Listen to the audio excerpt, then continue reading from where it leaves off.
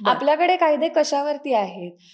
जे child actors असतात, हं. हां, त्यांच्यासाठी आपल्याकडे भरपूर कायदे आहेत, लीगॅलिटीज आहेत. कारण ते खूप पूर्वीपासून चालत आलेले आहे. आणि बरं. हा मुद्दा ना कायम हे इन्फ्लुएन्सर आणि चाइल्ड ॲक्टर ह्याच्यामध्ये कायम येतो. कारण अच्छा. चाइल्ड ॲक्टर्स हे सुद्धा मॉनिटरी त्यांना पैसे बरोबर, मिळतात. ते पण पालकच कन्सेंट देतात. इथे सुद्धा पैसे मिळतात, ते पण पालकच कन्सेंट देतात. बरोबर. हां, पण मुद्दा हा आहे, की लीगली त्याला जी सिक्युरिटी आहे, सेफ्टी हं. आहे, ती चाइल्ड ॲक्टर्सना आत्तापर्यंत प्रोव्हाईड केलेली गेली आहे.